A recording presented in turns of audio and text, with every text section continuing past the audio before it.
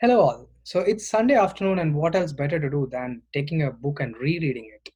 It's often noticeable that when we read the first time, we miss out many concepts, and when we reread the books, we learn a lot of new things, and we discover many things that we left in the first attempt. And so I decided to read this book, Influence: Psychology of Persuasion by Robert Cialdini. A very famous book. Many of you would have already read. If not, I would recommend reading this book. And it is a national bestseller and supposed to be for the Journal of Marketing Research. But I would recommend, even for salespeople and for anybody to read this book because it really helps addressing many of the, so-called, the author calls it as, weapons of influence. And I was rereading this chapter 3 today. It's called Commitment and Consistency, and I found it very relevant for common people as well as investors, uh, who can really help avoid certain biases in day-to-day life. This chapter is really the core tenet of behavioral biases that influence every one of us in our day-to-day life, and even investors must read this chapter, if not other chapters in the book. And it addresses the core behavioral aspect, as I said. Let's find out why. So here is an excerpt from that chapter, and I have just taken out the relevant paragraphs. Human behavioral biases are part of our evolution. We all come with a lot of biases, and for generations we pass on. And behavioral model for investors, this is the takeaway from this particular presentation, chapter 3, Commitment and Consistency.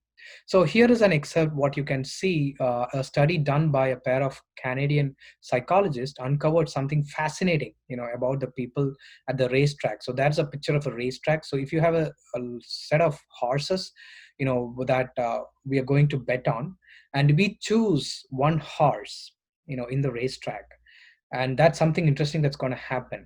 So after placing a bet, people are more confident of their horses chances of winning than they are immediately before laying down the bet. So there is a complete change of mindset after we place a bet on a particular horse, that we can see here. Before betting, our confidence levels are way too low, but about that horse. But something happens after betting on that horse. The confidence level goes up, and of course nothing about the horse chances actually shifted, or it's the same horse and on the same track in the same field, but in the minds of the bettors, one who's betting, its prospects improve significantly once the ticket is purchased. And although a bit puzzling at the first glance, the reason for this dramatic change has to do with a common weapon of social influence. The author brings out a lot of weapons of, so as he calls, weapons of social influence. One such is, like the other weapons of influence, this one lies deep within us, directing our actions with quite power. It's our nearly obsessive desire to be consistent with what we have already done. Because someone better is betting on a horse, our confidence levels goes up, and since we have taken a bet on that horse, we want to be consistent with our decision. And once we have made a choice and taken a stand, we will encounter personal and interpersonal pressures to behave consistently with that commitment. Now these pressures leads cause us to respond in ways to justify our action, thereby leading to confirmation bias. That's another bias. Now, we would have come across this often in our investing process also. When we take a stake or when we invest in a particular company, just to be consistent, especially fund managers who are public, who are, known outside, and who are very famous, especially big investors. These guys, once they take a decision on a particular investment idea, they generally, it's very obvious. We can see this consistency bias forming up, leading to confirmation bias, and they want to be consistent with the decision they have taken, and they don't want to change their mindset out of that. And why is this caused? It's because of the commitment bias. And so once we realize, the next except you can see, once we realize the power of consistency is formidable in directing human action, an important practical question immediately rises: how is that force engaged, and what produces that force? It is nothing but, the answer is commitment. So if I can get you make a commitment, that is to take a stand, to go on records, especially for public fund managers and famous investors or any famous people, we have often noticed that they will stick to the commitment will make them stick to that, the decision, and to be consistent with whatever they have decided.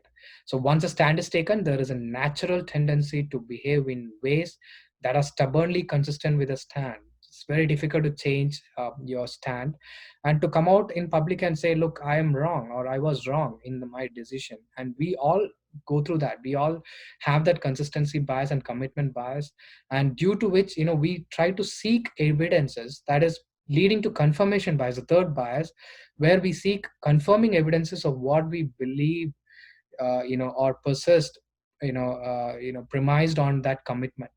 So we stick to that commitment, and we try to bring evidences and accept those evidences and put it in public just to get the social validation. And that is confirmation bias. But we generally try to refute, or not accept any evidences that is disproving our stand. And that can be really harmful, especially in the world of investing.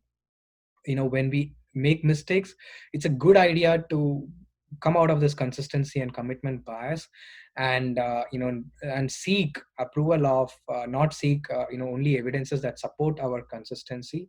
Rather look for rational decisions and rational mindset, and accept the mistakes. And if we make a mistake, we have to come out of that mistake and look for better investment ideas or options. So it's a very interesting concept. It's a behavioral tendency which we need to avoid as investors, or even as common people, especially for leaders of big organizations or politicians, or most of the people who are public figures, who are looked upon by common people. Generally they need to avoid these kind of three biases, which are very closely interlinked. It's a very fascinating book to read. There are many other interesting concepts. There is another interesting concept of principle of contrast, what it can do. I will bring that up in the next video probably. Hope this was helpful. Thanks for staying with me.